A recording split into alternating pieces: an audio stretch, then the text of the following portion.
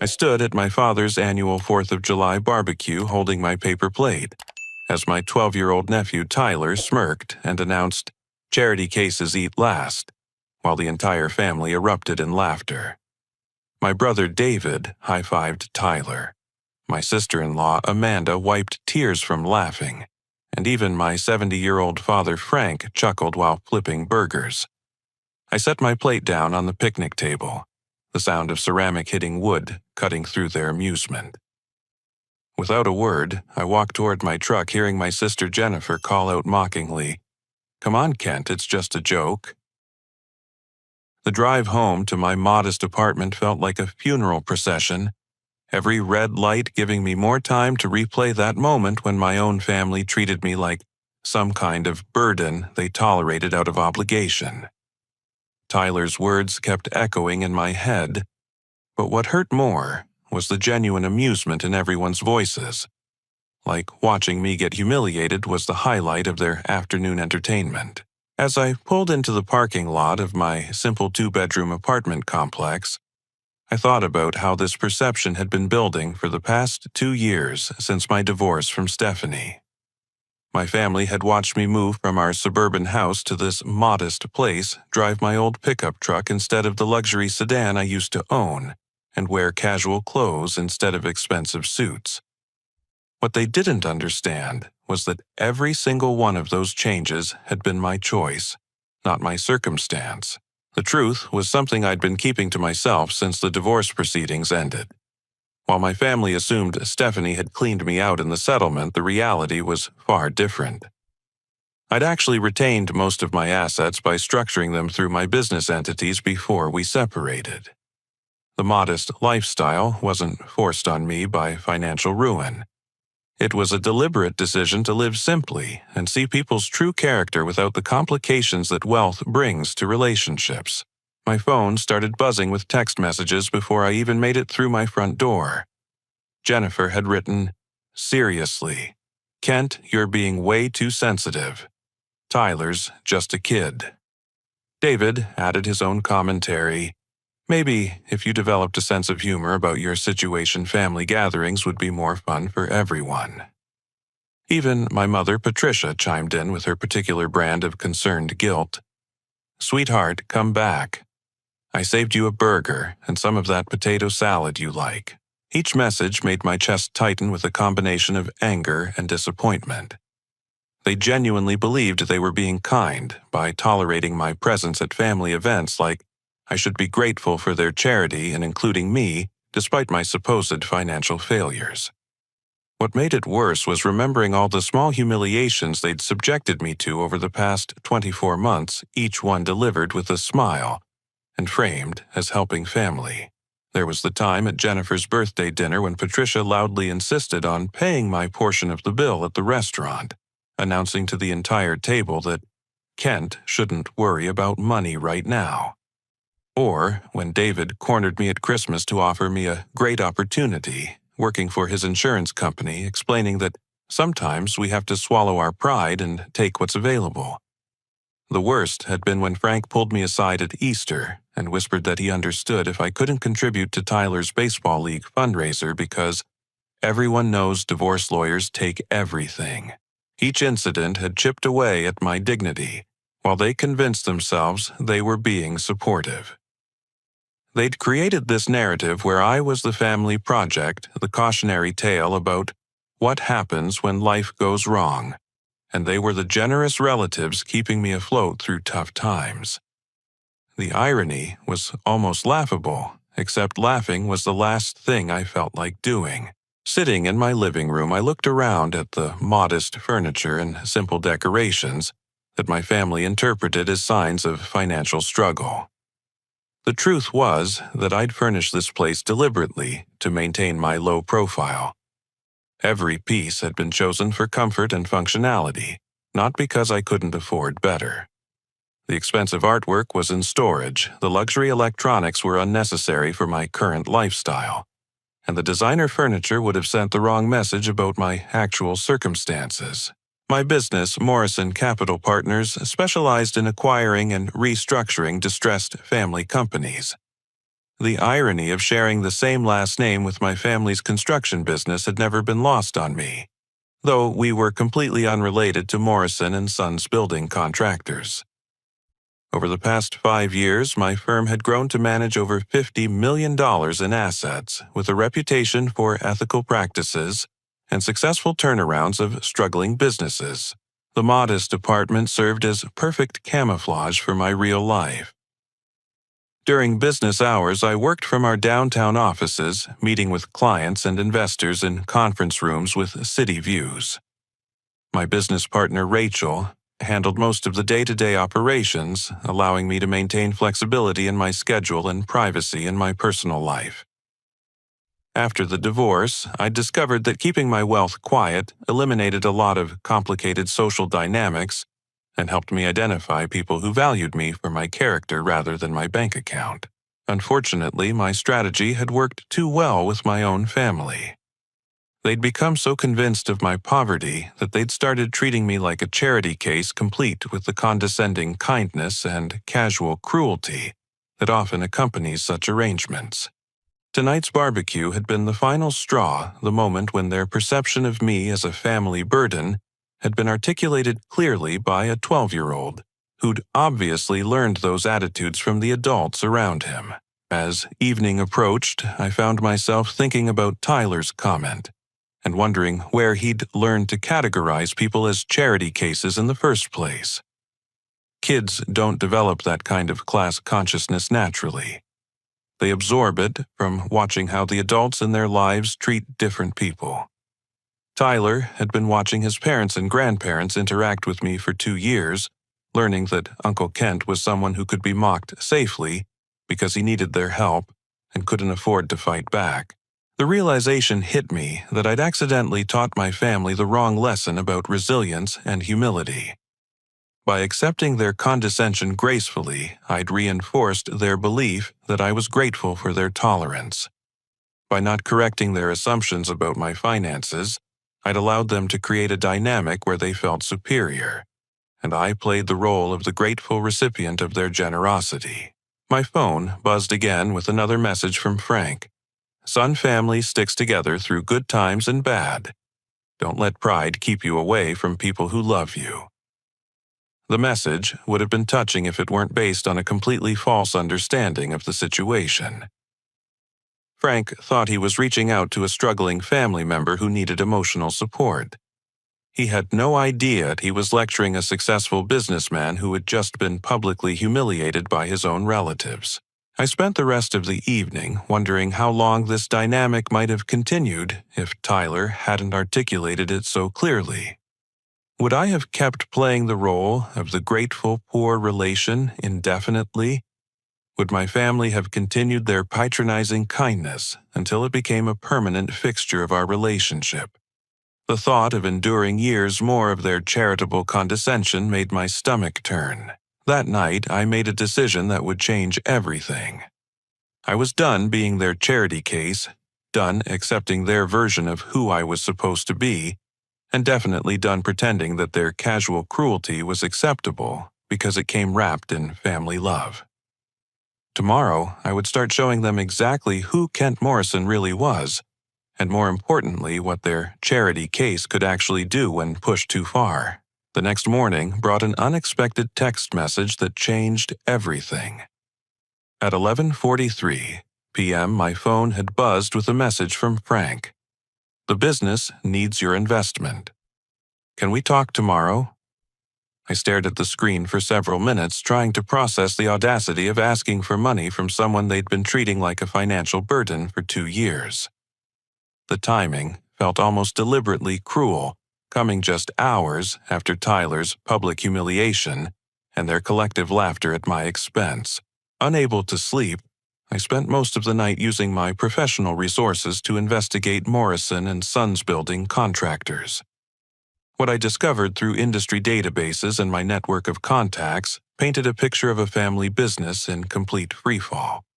The company owed $253,000 to various suppliers, faced 3 active lawsuits from clients claiming project delays and cost overruns, and had lost their most lucrative contract when a shopping center development went 60% over budget. By 6 a.m., I was parked across the street from the Morrison and Sons offices, watching the daily drama unfold through my truck windows. David arrived first, immediately confronting two men in hard hats who appeared to be demanding payment for delivered materials.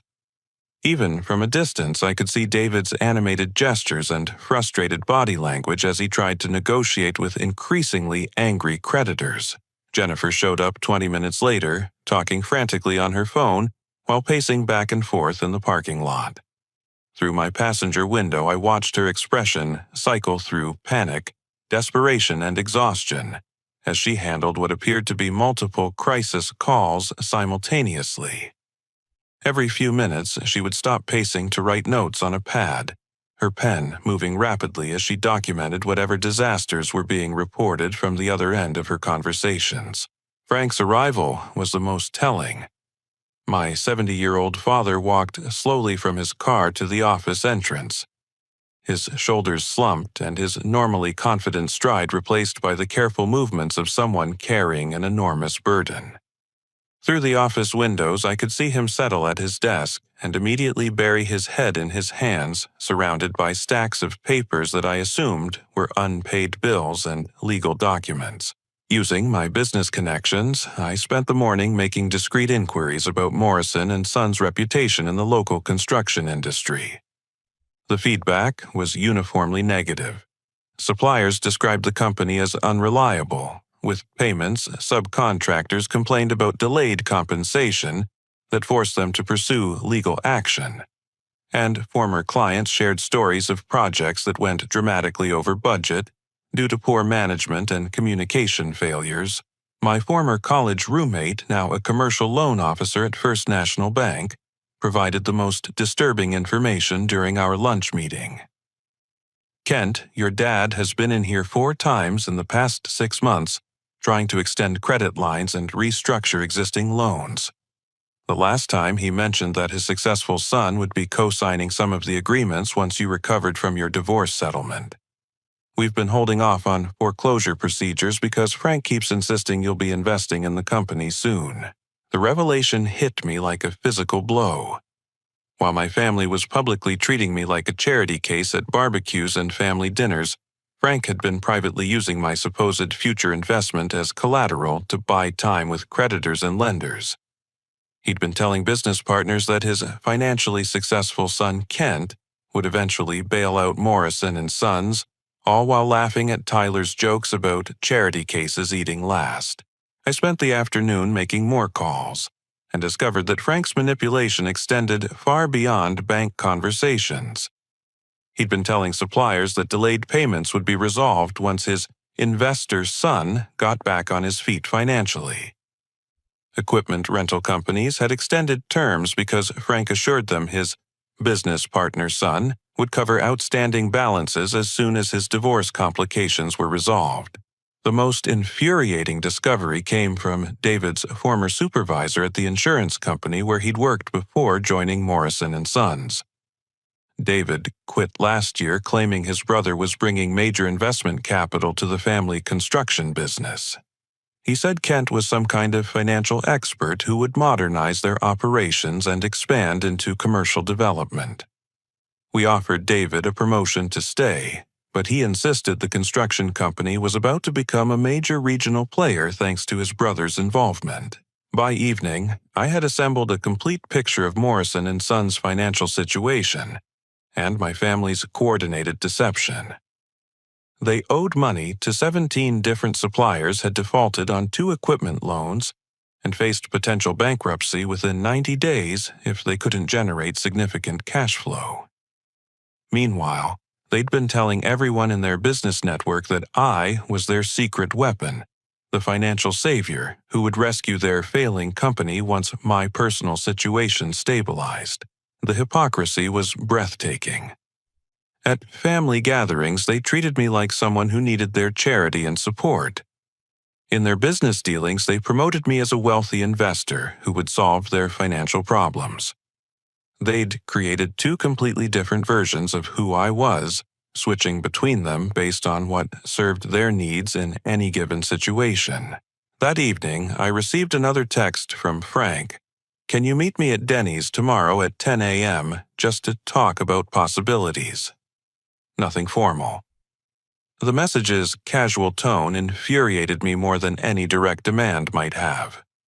Frank was approaching me like he was doing me a favor by including me in business discussions when he'd actually been leveraging my supposed involvement to keep his failing company afloat for months.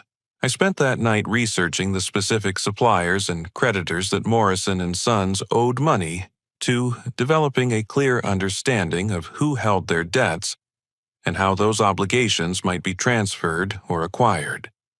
As a private equity specialist, I understood exactly how debt acquisition worked and what leverage it could provide in restructuring or controlling a distressed business. My anger had evolved beyond personal hurt into professional fascination. My family had unknowingly created the perfect setup for a hostile takeover of their own business. They'd spent months telling creditors that Kent Morrison was their financial backer, never imagining that Kent Morrison actually had the resources and expertise to acquire their debts and become their primary creditor overnight. The irony was almost artistic. They wanted Kent Morrison the investor to save Morrison and Sons, while treating Kent Morrison the family member like a burden they tolerated out of obligation. Tomorrow morning's meeting would be my first opportunity to show them that Kent Morrison, the investor, and Kent Morrison, the family member, were the same person, and that person was done being anyone's charity case. As I prepared for bed, I realized that Frank's text message had accomplished something Tyler's barbecue comment never could have. It had given me a legitimate business reason to get involved in their affairs, with full legal justification for any actions I might choose to take. They'd invited me into their financial crisis.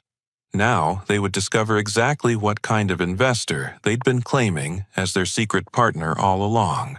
Frank chose a corner booth at Denny's where we could talk privately, his weathered hands fidgeting with a coffee cup that he'd barely touched since ordering. The man who'd laughed at Tyler's charity case comment less than 48 hours ago now looked like someone who hadn't slept in weeks. His eyes bloodshot and his usual confident demeanor replaced by nervous energy that made him seem older than his 70 years. "Kent, I need to be completely honest with you about something." Frank began, his voice carrying a tremor I'd never heard before. "The business is in serious trouble, real trouble.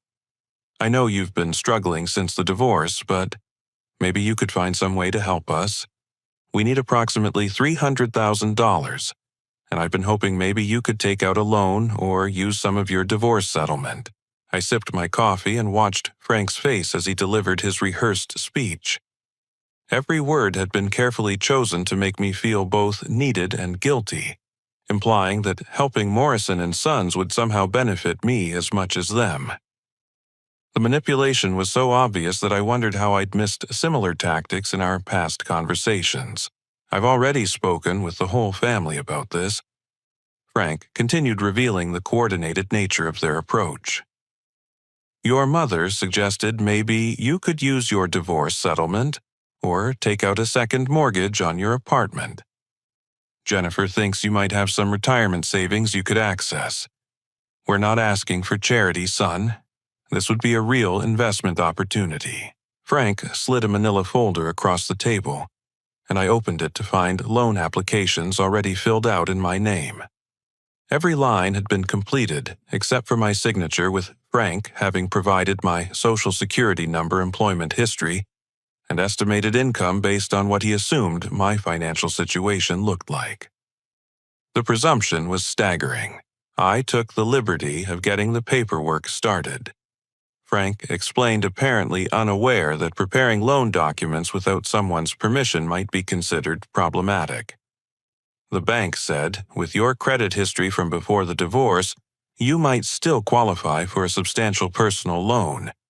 You'd just need to sign here, and we could have funding within a week. As I read through the applications, Frank launched into his emotional manipulation strategy. "I remember when you were 8 years old, and wanted that blue Schwinn bicycle for Christmas. Your mother and I worked double shifts for 3 months to save up the money because we knew how much it meant to you. I never asked for anything back then, and I'm not really asking for me now. This is about preserving the family name, securing Tyler's future, and giving Jennifer's kids something to be proud of. The bicycle story was particularly galling because Frank had already used it on me twice in the past year, once when asking me to contribute to Tyler's baseball team, and again when requesting help with Patricia's medical bills. He'd recycled his emotional manipulation so often that he apparently couldn't remember which stories he'd already deployed against which targets. I know it's scary to take on debt when you're already struggling financially. Frank continued, his voice becoming more desperate with each sentence. But this could be your chance to be part of something bigger than yourself again. Remember how proud you used to be when people knew you were successful. This investment could help rebuild your reputation while saving the family business. Frank's words revealed his complete misunderstanding of my current situation and priorities. He assumed I missed being recognized for my wealth and status when I'd actually chosen anonymity and simplicity as preferable alternatives to the complications that accompanied public success. His entire pitch was based on offering me things I'd already rejected in favor of a different way of living. Your brother David thinks you might be too proud to ask for help, Frank said, delivering what he clearly considered his strongest argument. But I told him, you're a good son who understands sacrifice.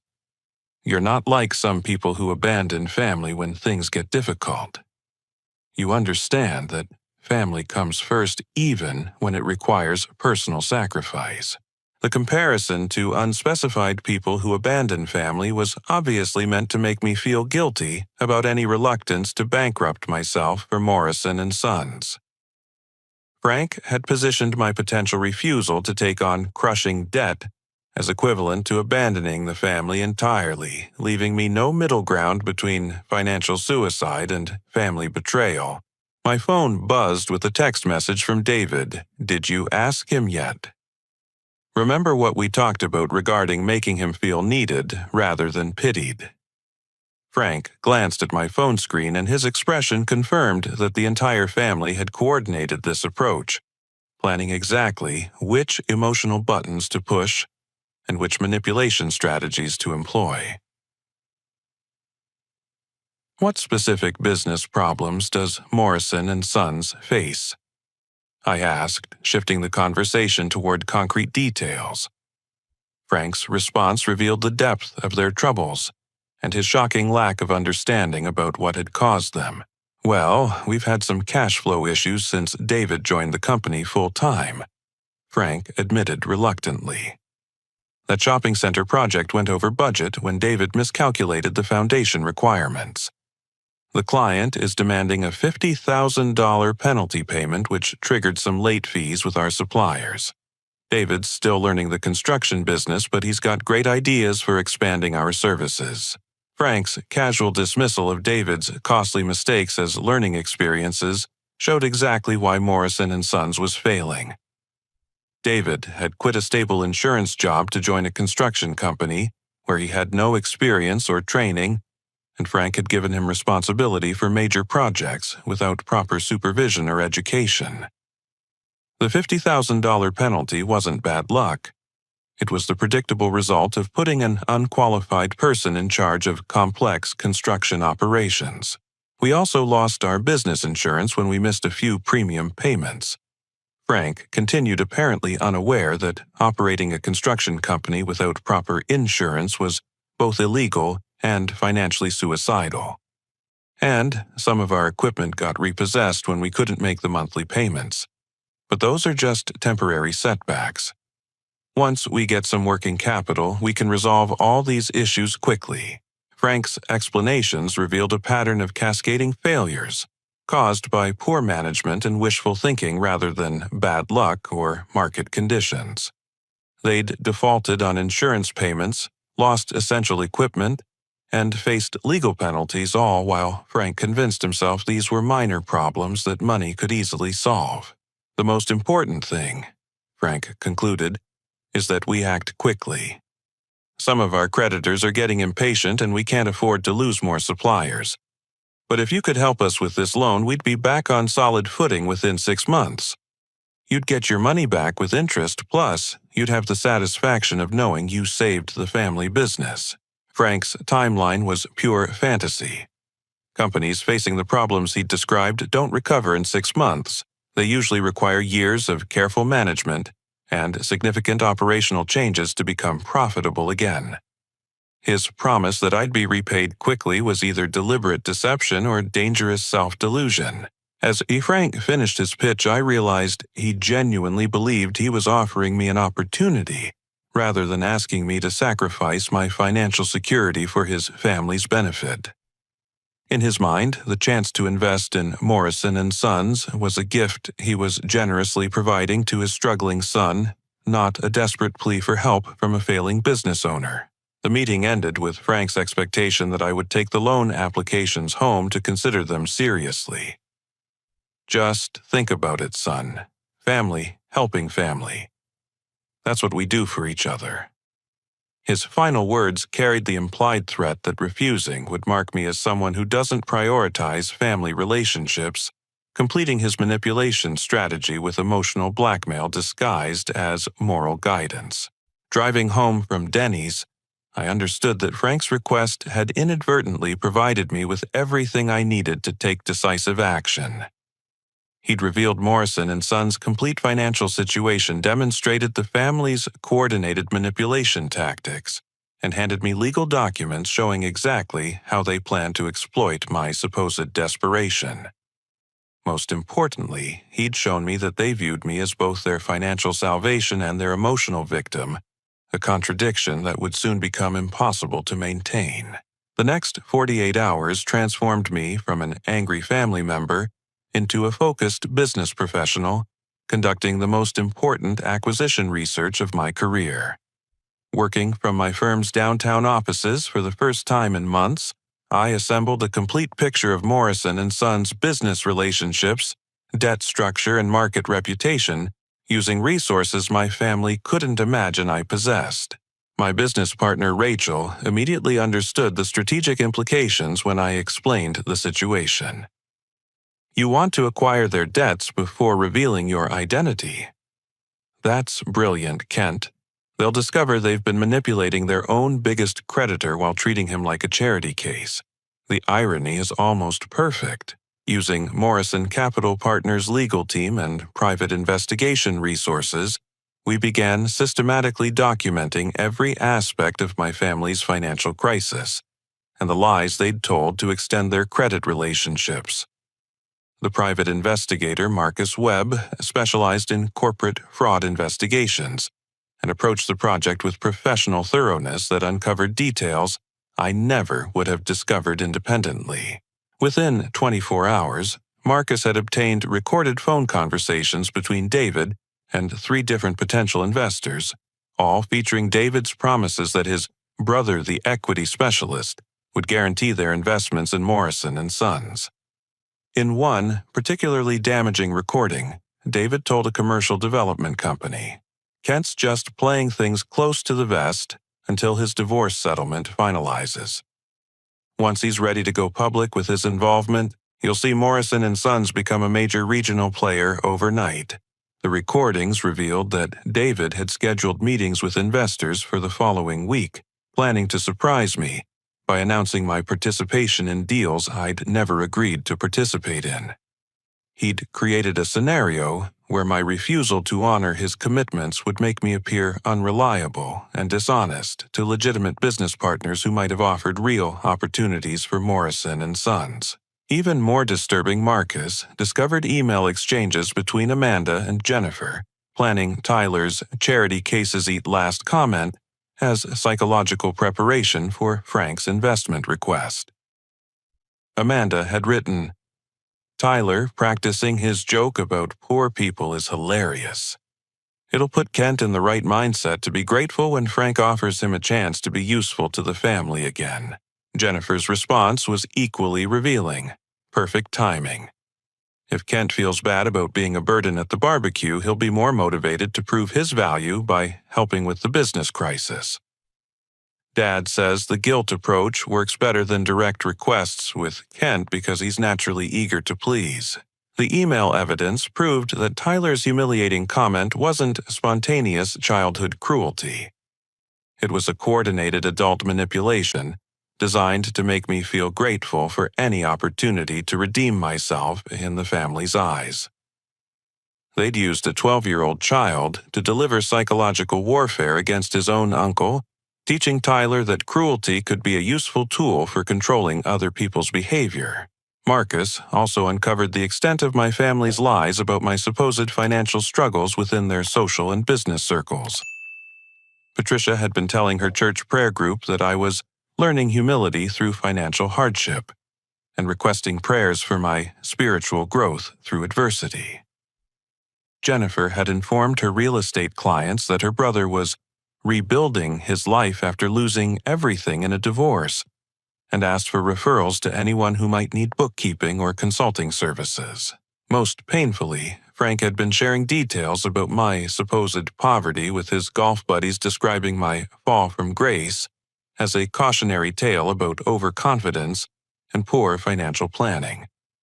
According to Marcus's sources, Frank regularly used my situation as an example of why successful people should remain humble and maintain family relationships regardless of their financial status.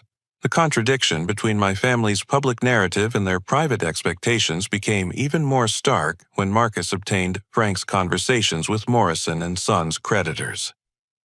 Frank had been telling suppliers that payment delays were temporary because his investor son would be providing significant capital injection once his personal situation stabilized. Equipment rental companies had extended terms because Frank assured them his business partner's son would guarantee all outstanding obligations. Through careful analysis of these recorded conversations and documented communications, we discovered that my family had created two completely incompatible versions of my circumstances. To justify their condescending treatment at family gatherings, they promoted me as a struggling divorced man who needed their charity and support. To maintain creditor relationships and avoid bankruptcy, they described me as a wealthy investor who would soon rescue Morrison and Sons from financial ruin. The legal implications were staggering. Frank had essentially committed fraud by misrepresenting my involvement in Morrison and Sons to creditors and potential business partners. David had scheduled meetings based on promises he couldn't deliver, creating potential liability for breach of contract and misrepresentation. Jennifer's real estate activities included soliciting business opportunities using false information about my circumstances, which could jeopardize her professional license. Rachel and our legal team began preparing documentation for debt acquisition procedures, while Marcus continued gathering evidence of my family's deceptive practices. We identified every supplier, creditor, and service provider that Morrison and Sons owed money to, along with the specific amounts and payment schedules for each obligation. The most valuable discovery was that most of Morrison and Sons creditors were small local businesses who needed immediate cash flow more than they needed to collect the full amounts owed. Our preliminary inquiries revealed that many suppliers would be willing to sell their outstanding invoices for 60 to 70 cents on the dollar, allowing them to resolve cash flow problems immediately while transferring legal ownership of the debts to Morrison Capital Partners. By Friday afternoon, we had assembled a comprehensive acquisition strategy that would make me Morrison and Sons' primary creditor within a week. The plan involved purchasing their outstanding debts at discounted rates from frustrated suppliers, acquiring the promissory notes Frank had signed with private lenders, and buying the defaulted equipment loans from the finance companies that had already repossessed some of their construction machinery. The beauty of the strategy was its complete legality and business legitimacy. Debt acquisition is a standard practice in corporate restructuring, and my family had inadvertently positioned themselves as ideal targets by owing money to multiple small creditors who needed immediate payment. By becoming their primary creditor, I would gain legal authority to demand immediate payment or seize company assets as collateral, giving me complete control over Morrison and Sons' future operations. Marcus's final report included detailed documentation of my family's coordinated deception, recorded evidence of their manipulation tactics, and legal analysis of their fraudulent representations to creditors and business partners. The evidence was so comprehensive that it could support civil litigation if I chose to pursue legal remedies for their misrepresentation of my involvement in their business affairs. As I reviewed the investigation results, I realized my family had unknowingly provided me with everything needed to teach them a lesson about respect, honesty, and the consequences of treating family members as expendable resources. They'd created the perfect scenario for demonstrating exactly what Kent Morrison was capable of accomplishing when he stopped pretending to be their charity case and started behaving like the successful businessman he actually was. The weekend would be my last opportunity to finalize the debt acquisition strategy before revealing my true identity and capabilities to my family. By Monday morning, Morrison and Sons would discover that their financial crisis had just become significantly more complicated, and their most important creditor was someone they'd been treating like a burden they tolerated out of family obligation. Monday morning brought the culmination of everything I'd been planning since walking out of that barbecue. Working from Morrison Capital Partners' downtown offices, I coordinated the most complex debt acquisition strategy our firm had ever executed, knowing that by the end of the day I would own my family's financial future. Rachel had spent the weekend finalizing purchase agreements with Morrison and Sons creditors, and her efficiency was remarkable. Kent, we've successfully acquired 87% of their outstanding obligations, she reported, spreading legal documents across our conference table. 17 suppliers sold us their invoices at an average of 63 cents on the dollar. The equipment finance company accepted 75 cents on the dollar for the defaulted machinery loans. Even the private lenders Frank borrowed from were eager to transfer the promissory notes rather than pursue collection procedures. The numbers were staggering. For an investment of less than $200,000, Morrison Capital Partners now owned $297,000 in legal debt obligations from Morrison and Sons building contractors. We had essentially purchased control of my family's business for a fraction of what they actually owed, giving us complete authority to demand immediate payment or seize company assets. Our legal team had prepared comprehensive documentation, establishing Morrison Capital Partners as the primary creditor with rights to initiate collection procedures, asset seizure, and potentially force bankruptcy proceedings if the debts weren't satisfied within 30 days. Every transaction was perfectly legal and professionally executed following standard industry practices for distressed debt acquisition. The beautiful part, Rachel explained, is that your family's own misrepresentations about your involvement helped us complete these acquisitions.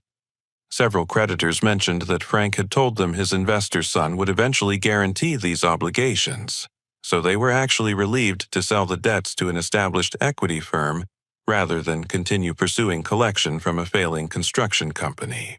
Marcus had prepared detailed portfolios documenting Morrison and Sons' business relationships, my family's deceptive practices, and the evidence of their coordinated manipulation campaign. The portfolios included transcripts of recorded conversations, copies of fraudulent representations to creditors, and documented proof of their psychological warfare tactics against me personally. The final element of our strategy involved carefully timing the delivery of legal notices to maximize their emotional and psychological impact.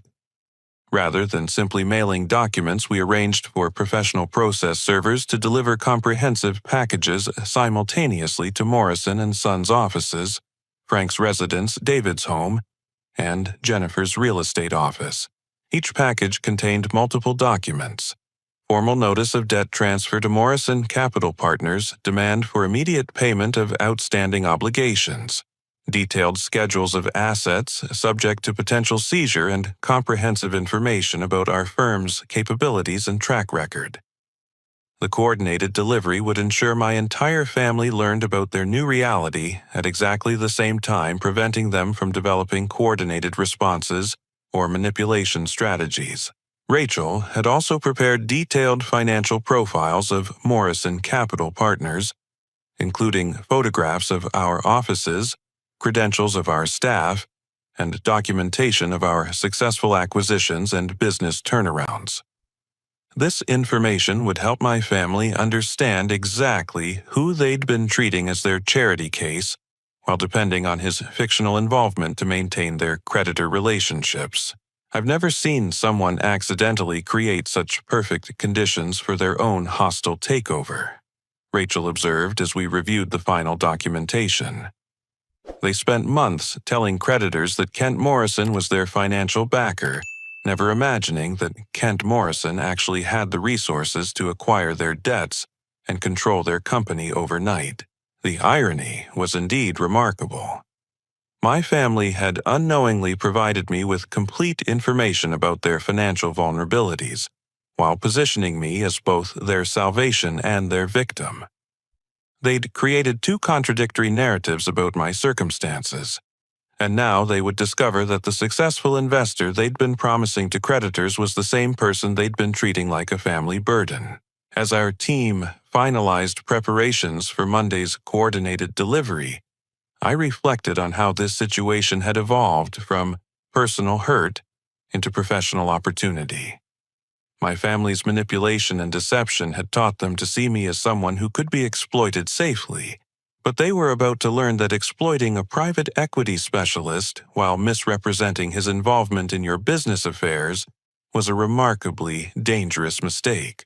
The weekend provided my last opportunity to consider alternative approaches. I could have simply revealed my wealth and success without acquiring their debts, but that would have allowed them to maintain their victim mentality while potentially continuing their manipulative behavior. I could have offered direct financial assistance, but that would have reinforced their belief that I was available to solve problems they'd created through poor decisions and dishonest practices. Instead, the debt acquisition strategy would force them to confront the consequences of their actions while providing clear evidence that their assumptions about my capabilities were completely wrong. They would learn simultaneously that I didn't need their charity and that they desperately needed my professional expertise to avoid financial ruin. Sunday evening, I drove past my modest apartment complex one final time before moving to my actual residence in the upscale Meadowbrook neighborhood. The apartment had served its purpose as camouflage for my real lifestyle, but maintaining that deception was no longer necessary or beneficial. Tomorrow, my family would discover exactly who Kent Morrison really was, and pretending to be their charity case would become impossible. I packed the few personal belongings I'd kept at the apartment, symbolically closing the chapter of my life where I'd allowed other people's assumptions to define my role in their narratives. The simple furniture and basic electronics would be donated to charity, while the expensive items I'd kept in storage would be returned to my actual home. As I looked around the empty apartment for the last time, I realized that this space had represented more than just affordable housing. It had been my refuge from the complications of wealth, my experiment in living simply, and my unintentional laboratory for observing how people treated those they perceived as less successful than themselves. Tomorrow would mark the beginning of a completely different relationship with my family, one based on honesty rather than assumptions, respect rather than condescension, and genuine business partnerships rather than manipulative charity arrangements. They were about to learn that the charity case they'd been laughing at was actually the successful businessman they'd been lying about to their creditors, and that person was no longer willing to tolerate their treatment or enable their deceptive practices. The next morning would bring the reckoning my family had unknowingly been preparing for since that moment when Tyler announced that charity cases eat last, and everyone found it hilarious. Their laughter was about to turn into something very different when they discovered exactly what their charity case was capable of accomplishing. Monday morning arrived with the precision of a military operation. At exactly 9 a.m., professional couriers delivered identical packages to Morrison and Sons Construction, Frank's house on Maple Street, David's residence in the Riverside development, and Jennifer's Century 21 real estate office downtown. The timing was calculated to ensure my entire family received their new reality simultaneously, preventing any opportunity for them to coordinate responses or develop unified manipulation strategies. Frank opened his package first at the Morrison and Sons office, his weathered hands trembling as he read the formal letterhead of Morrison Capital Partners. The demand letter was professionally written but unambiguous. Notice is hereby given that Morrison Capital Partners has acquired the outstanding obligations of Morrison and Sons Building Contractors, totaling $297,462.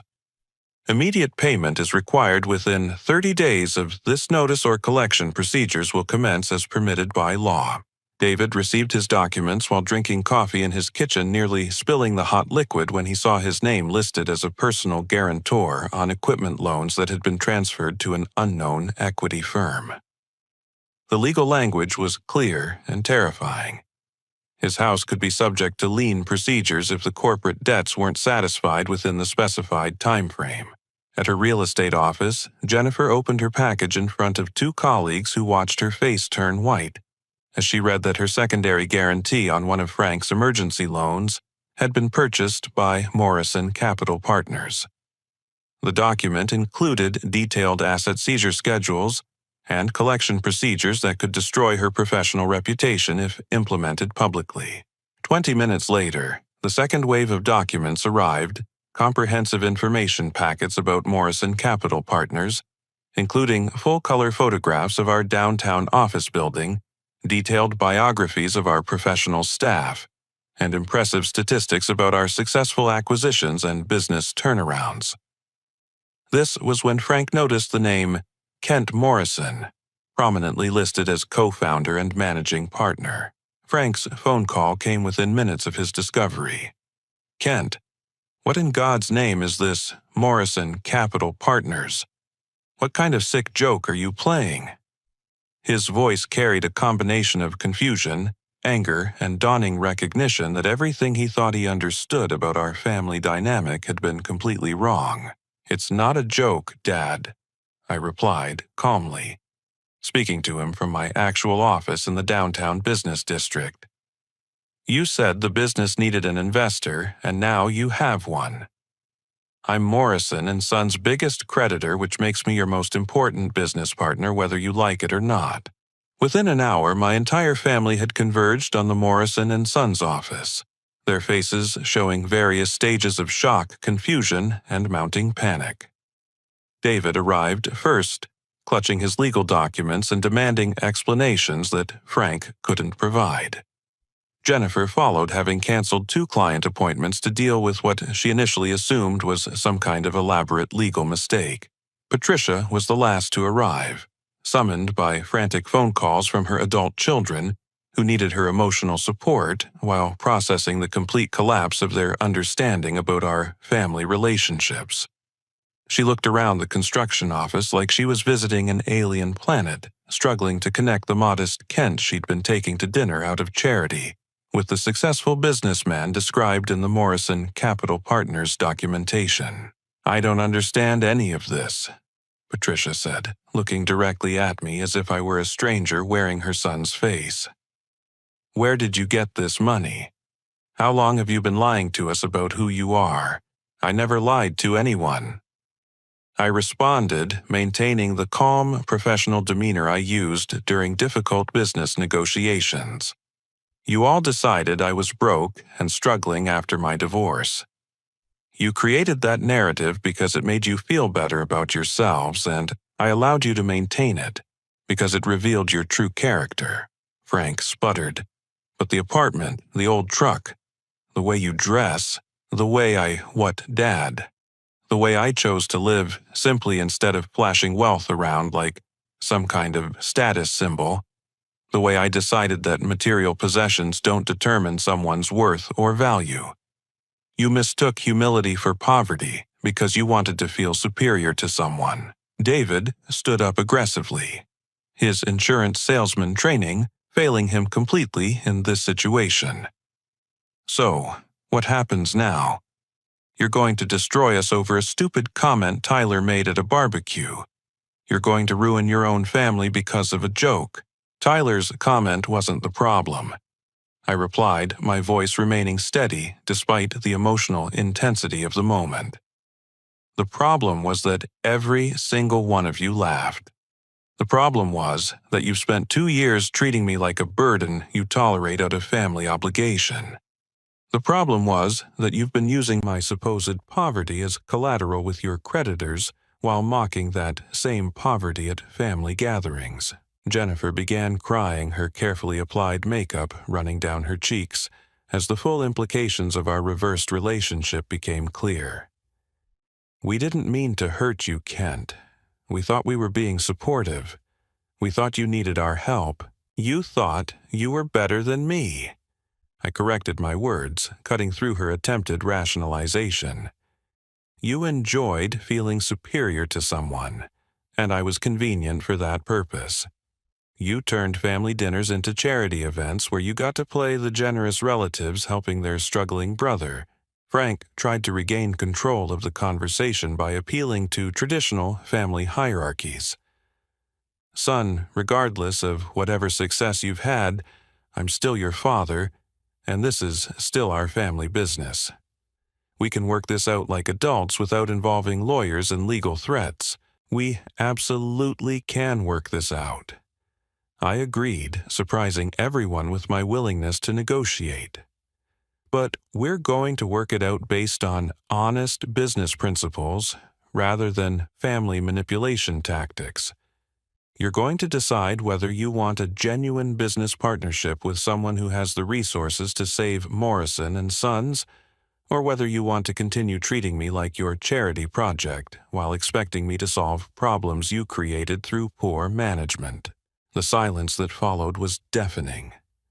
For the first time in 2 years, my family was forced to see me as an equal rather than someone they needed to help or fix.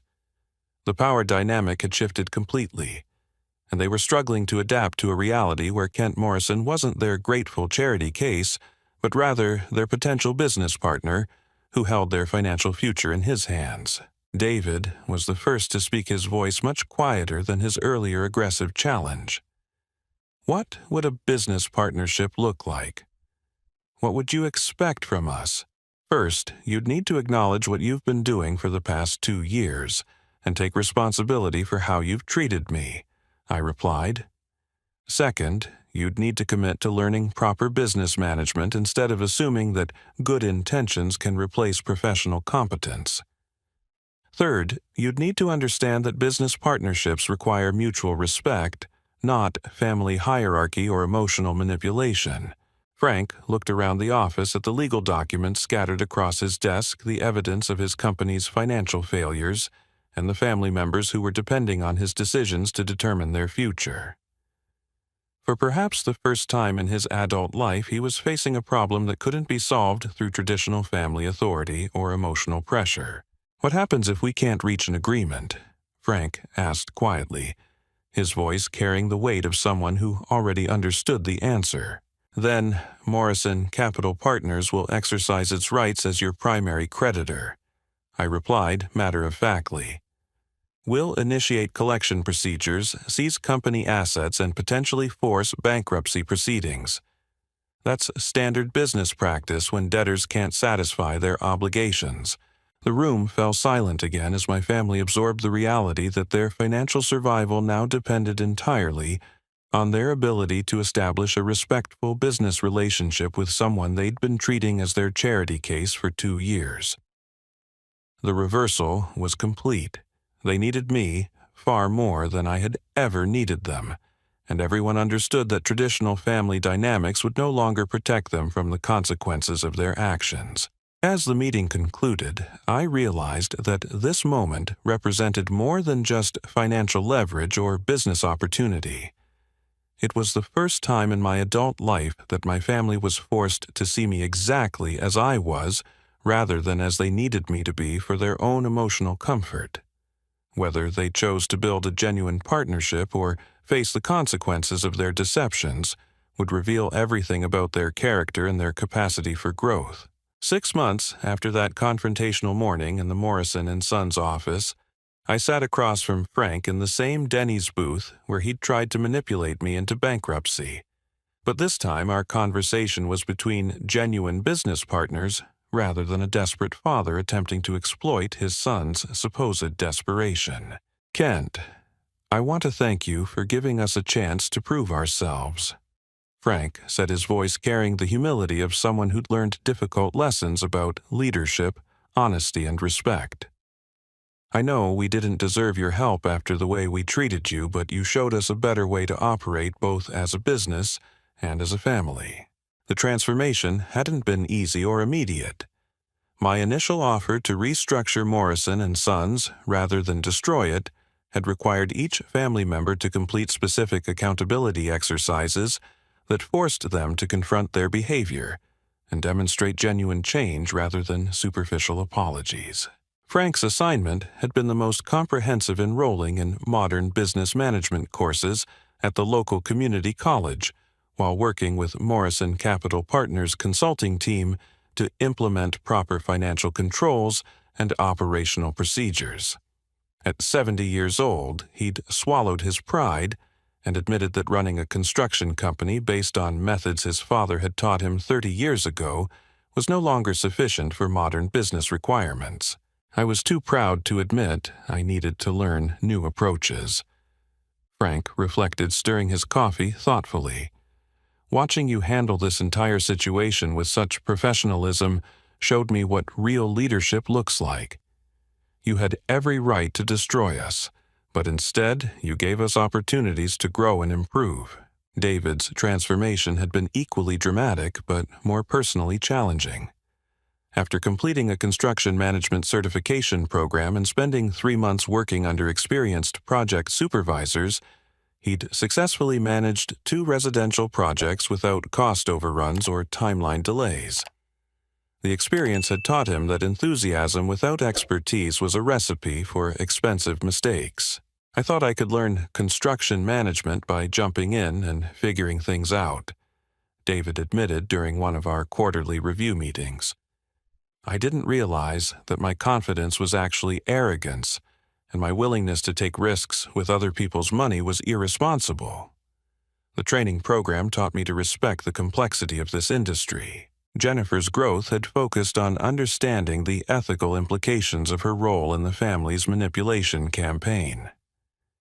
As part of her accountability process, she'd written detailed letters to each family member, acknowledging her participation in planning Tyler's humiliating barbecue comment and her coordination of guilt-based manipulation tactics. "I convinced myself that we were helping you by making you feel needed," Jennifer had written in her letter to me. "But I was actually helping myself feel important by participating in something that made you feel small. I used your supposed problems to make myself feel better about my own insecurities." Tyler's involvement in our family's transformation had been the most carefully managed aspect of the entire process. Rather than punishing him for delivering adults' cruel messages, I'd focused on teaching him about kindness, respect, and the difference between helping people and humiliating them. Tyler had voluntarily started working at a local food bank on weekends initially, as part of understanding what actual charity work looked like compared to his family's condescending version of helping. Within 3 months, he'd become genuinely passionate about addressing food insecurity and had organized a school fundraising campaign that collected over $2,000 for homeless services. "Uncle Kent taught me that making fun of someone for being poor is wrong," Tyler had written in his own accountability letter. "But more importantly, he showed me that being rich or poor doesn't matter as much as being kind to people. I want to be someone who helps people instead of making them feel bad about themselves." Patricia's transformation had been the most emotionally complex because it required her to examine how her need to feel important had contributed to the family's toxic dynamics. Her accountability process involved recognizing that treating me as a charity project had satisfied her desire to be needed, while allowing her to avoid addressing her own fears about aging and diminishing relevance. I enjoyed feeling like my successful son needed my help because it made me feel valuable, Patricia had acknowledged during one of our family therapy sessions. I didn't want to admit that you were doing fine without my guidance, so I created problems that required my attention. The business results had exceeded everyone's expectations. Under proper management and with adequate working capital, Morrison & Sons had completed its first profitable quarter in over 2 years. Frank's improved leadership, David's growing competence, and the financial stability provided by Morrison Capital Partners investment had transformed the company from a failing family business into a respected regional contractor. Our family's 4th of July barbecue the following year provided the perfect opportunity to measure how much had actually changed. Tyler, now 13 and noticeably more mature, helped serve food to everyone without any regard for social hierarchies or economic status. He'd developed genuine confidence based on his volunteer work and academic achievements, rather than the false superiority that came from mocking other people's struggles. The conversation topics had evolved completely. Instead of discussing my supposed financial problems or making veiled references to my need for family support, we talked about everyone's real accomplishments, current projects, and future goals. Frank described his business management coursework with genuine pride, David shared details about his latest construction project, and Jennifer discussed her expanding real estate business. Most significantly, the family had developed new traditions around acknowledging mistakes and supporting each other's growth rather than maintaining comfortable illusions. During our barbecue toasts, each person shared something they'd learned about themselves over the past year, and something they appreciated about another family member's positive changes. Frank raised his glass for his toast to Kent, who taught us that real family supports each other without keeping score, and that genuine success means lifting people up instead of putting them down. You showed us that wealth and poverty are temporary conditions, but character and kindness are permanent choices. As the evening concluded, and I helped with cleanup, I reflected on how the past year had changed not only my family's dynamics, but my own understanding of success relationships and the responsibilities that accompany privilege. My decision to acquire their debts rather than simply reveal my wealth had forced all of us to confront uncomfortable truths about power respect and the ways families can either support or undermine each other's dignity. Tyler approached me as I was loading dishes into Patricia's dishwasher, his teenage awkwardness evident as he struggled to articulate something important. "Uncle Kent, I wanted to say something about last year. I know what I said was really mean, and I'm sorry I hurt you, but I'm also grateful that you used it to help our whole family become better people." His apology contained a maturity that most adults never achieve the ability to acknowledge harm, while recognizing that consequences can lead to positive growth. Tyler had learned that words have power, that cruelty serves no constructive purpose, and that genuine strength comes from building others up rather than tearing them down. Morrison & Sons continued to thrive under our partnership structure, becoming known throughout the region for ethical practices, quality work, and fair treatment of both employees and subcontractors. Frank's management education and David's growing expertise had created a business culture based on competence and integrity, rather than family favoritism or wishful thinking. My own life had been enriched by the experience of transforming a family crisis into an opportunity for mutual growth and understanding. The modest apartment and pickup truck had served their purpose in teaching me about humility and authentic relationships, but I no longer needed those tools to maintain perspective on what really mattered in life.